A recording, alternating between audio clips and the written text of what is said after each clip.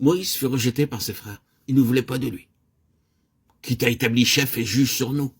Exode 2,14. C'était le versant humain de cette situation. Il y avait aussi un côté divin. Dieu voulait qu'il passe 40 ans dans le désert. Cela devait être ainsi selon Dieu. Au premier abord, cela paraît être une situation provoquée par l'homme. Mais il n'en était pas ainsi. Ces deux choses étaient conjointes, son rejet par ses frères était en accord avec le dessein souverain de Dieu. C'était la seule façon de donner à Dieu l'occasion de reconstituer cet homme, car c'était là ce dont Dieu avait besoin.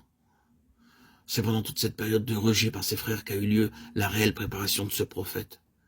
Oh, la souveraineté de Dieu, un temps d'obscurité, un temps d'approfondissement, un temps de brisement, d'humiliation, de broyage, vidé entièrement. Si cela avait duré plus longtemps, plus rien ne serait resté. C'était les voies de Dieu pour former un ministère prophétique. Je crois que sans cette expérience, Moïse serait demeuré très légaliste, autocrate, despotique, se référant à la loi. Vous devez faire ceci et cela, et ainsi de suite. Mais après toutes ces années, en le voyant sortir du tour de la main du divin potier, il est dit qu'il était fort doux, patient, humble, plus qu'aucun homme sur la face de la terre. Nombre 12,3. Dieu pouvait alors compter sur lui. Il n'avait pas pu le faire le jour où il s'était regimbé avec un esprit orgueilleux, arrogant, dominateur. Dieu avait alors dû laisser faire avec des conséquences malheureuses.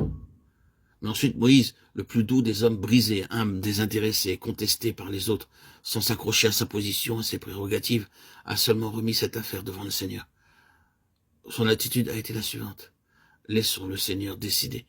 Je n'ai aucune position personnelle à préserver. Si le Seigneur a fait de moi son prophète, laissons-lui le démontrer lui-même. Je suis prêt à laisser la fonction si cela ne vient pas du Seigneur. Oh, quel changement spirituel. Le Seigneur a pu compter sur lui de façon merveilleuse et puissante en ces occasions, mais aussi de manière redoutable à l'égard de ceux qui s'opposaient à lui. Nombre 12,2 et 16,3. Dieu, en Moïse, a saisi un vase. Ce vase peut être individuel ou collectif. La fonction du ministère prophétique peut s'exprimer par le moyen d'une nation, comme cela fut le cas pour Israël. Et il fait passer ce vase par une profonde expérience brisant et détruisant, désillusionnant, révolutionnant entièrement les concepts. Nous voyons dans la vie de ces vases une merveilleuse capacité à être enseigné et ajusté.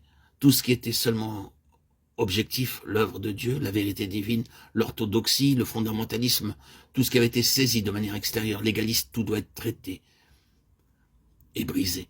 Il doit y avoir une nouvelle conception, un nouveau regard sur les choses, non plus un système formel, quelque chose d'extérieur à nous-mêmes, que nous saisissions, mais une chose introduite et formée intérieurement dans le vase. Ce qu'est le vase, le ministère, l'est donc aussi, et non pas ce qui a été assimilé de la doctrine pour en faire un enseignement.